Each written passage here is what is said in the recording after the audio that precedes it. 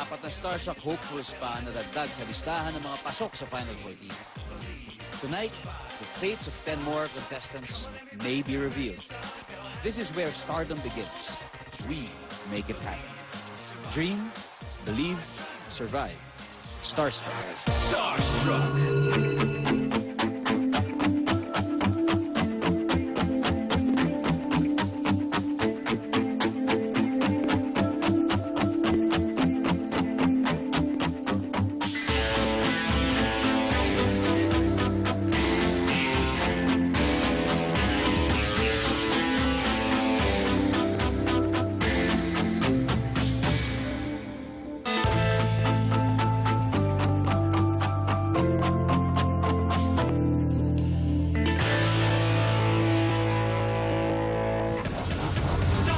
Insta-fame, yan ang tawag sa phenomenon ng biglaang sikat dahil sa social media. These days, ito ang pinakamabilis at pinakamadaling paraan para mapag-usapan at makilala. Start working like Malik. Meet J.R. Cilia, naging pamilyar ang mukha sa internet nang mapasama sa naging viral na Dub Smash compilation ang pagpapapoging ginawa niya. Nung nakita ko na napasama ako doon sa nag-trending na videos na Twerk It Like Miley. Siyempre po nagulat ako kasi parang tinry ko lang kasi marami daw nagagawa nun. Hindi ko naman alam na magte-trending pala siya. Mas lalong nakilala ako sa social networks ko. Dumami. Kaya ang naghihintay na kapalaran kay Jay o hanggang Dub Smash videos na lang siya.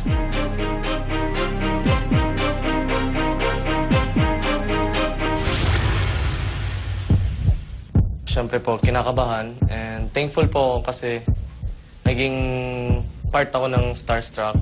Kahit ano man result, tatanggapin ko ng buong buo. Result will be announced in the first live broadcast. Until then, good luck. Kyle is the eldest of 3 children. Sabay silang nag-audition sa Starstruck ng nakababata niyang kapatid na si Kim, who is equally popular online.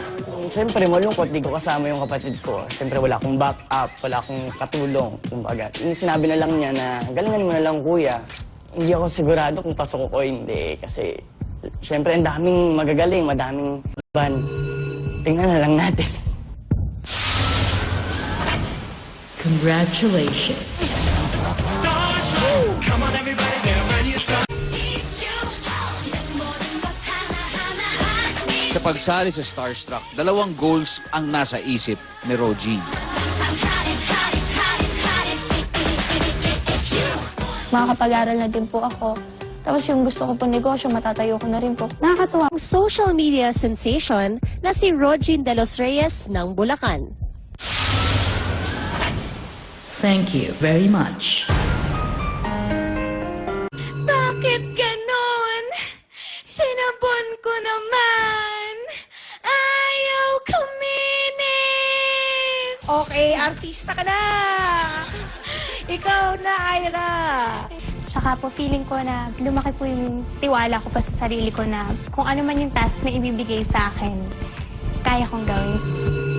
Ngunit ang sinasabing confidence ni Ira, tila naglaho when she was about to enter the door. Kinakabahan po ako. Scared po ako pumasok inside.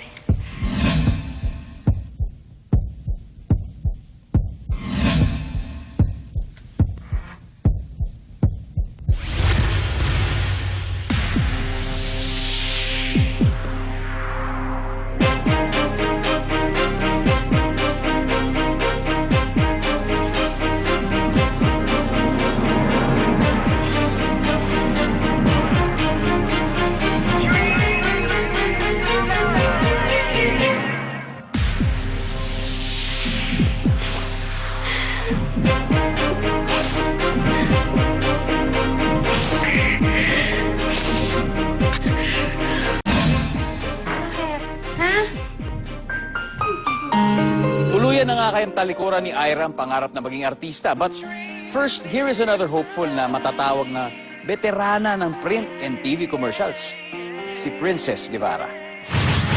Siguro po mga 12 years old po ako nag-start sa commercials. Magdaldal sa isang talk show. Gusto ko po ng sariling talk show. Si Sige nga, sample mo nga kami ng talent mo sa pag-host. Hi, Miss Marian Rivera. Pumapayag ka ba na sinasabi nilang kamukha mo ako? Si Princess, very pleasant yung mukha niya sa screen. Parang kahit anong eksena ipagawa sa'yo, ma-deliver nung yung mukha. Ang ganda ng yung mata, paano kang umiti. Pag umiiyak siguro, maganda ka rin. Yung ang sarap po panoorin. Sobrang na-overwhelmed po ako na parang nagkaroon ako ng malaking hope. Medyo kinakabahan po. Kasi po parang na-lift up ko na po ito kay God. Kung ano man po maging desisyon niya, tatanggapin ko po yan.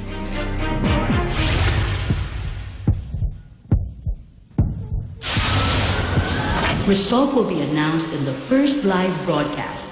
Until then, good luck. Mananatiling Miss Oras na para malaman natin ang desisyon kay Ira. Ito na nga ba ang kanyang calling o hanggang walling na lang ang ating bida? Congratulations. Come on, everybody, they're ready to start. They'll have it Ilang Starstruck aspirants na rin ang luwabas sa mga programa sa telebisyon. May mga sumayaw, kumanta, umarte, but that one lucky break has seemingly continued to elude them. Ito na kaya ang hinihintay nilang chance upang tuluyan ng mapenetrate ang showbiz. I gotta tell you a little something about yourself. Kaya ko rin yan eh. You're one of our flawless, ooh, you a sexy lady. But you walk around here like you wanna be someone else. Ooh,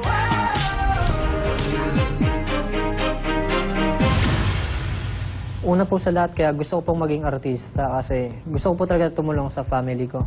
And gusto ko po mabigay yung gusto nilang ginawa sa buhay. Result will be announced in the first live broadcast. Until then, good luck. Positive na alam ko namang ginawa ko yung best ko sa mga workshops and sa mga trainings na ginawa namin.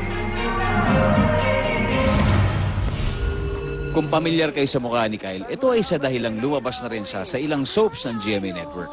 Lumabas din po ako sa Healing Hearts. Isang scene lang po yun, isang scene sa Healing Hearts. Tapos lumabas ako isang scene sa Rich Man's Daughter. So gusto ko rin pong matuto, kaya sumali rin po ako ng Starstruck. Ine-expect ko po, hopefully talaga sana makuha. Since I really know I did my best, I deserve to be part of the top. Thank you very much.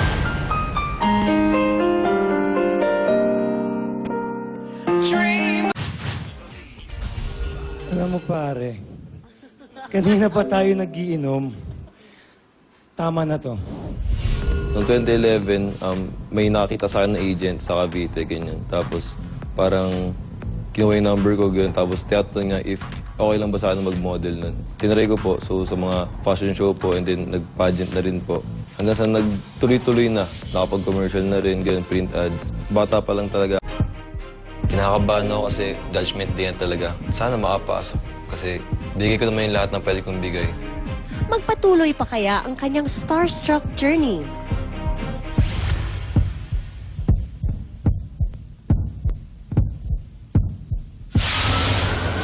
Result will be announced in the first live broadcast.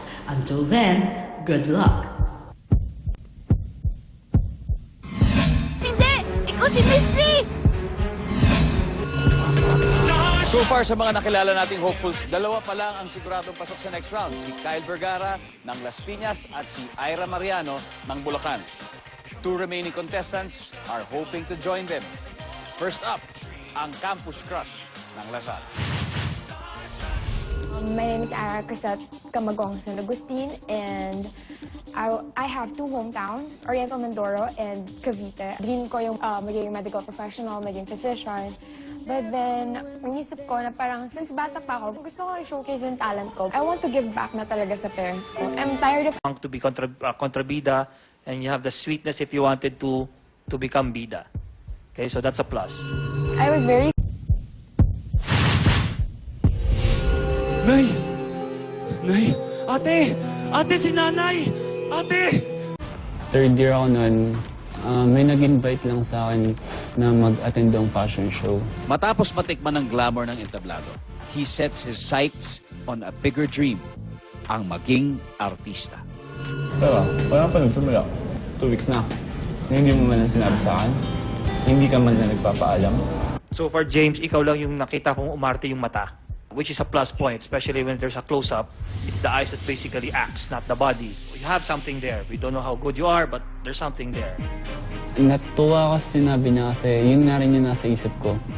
Though, paano ba ito? Hindi ko rin ma-explain eh. Parang nakaka-mental block yung sinabi niya. Isang campus heartthrob at isang campus crush. Parehong nangangarap mag-artista. Will their starstruck journeys continue? Or will the result crush their hopes of fulfilling a dream? Result will be announced in the first live broadcast. Until then, good luck. Hindi ba'y kakailang mabilis makabit ang kasikatan sa internet? Ngunit kung gusto mo talagang ipursige ang isang karera sa industriyang ito, hindi lamang clicks, favorites o likes ang iyong kailangan. Dadaan ka rin sa series of tests na susubok at hihinang sa iyong tunay na kakayahan. That is the reason for Starstruck. Sa ngalan ni Megan niya, ako po si Dingdong Dantes. Magandang gabi po, maraming salamat sa inyo. Continue to dream, believe, and survive. This is Starstruck. Di ako bakla. Bakla na ba porket makembot ang pwet ko? Ang dating seminaristang may madilim na nakaraan. I was 17 by that time po.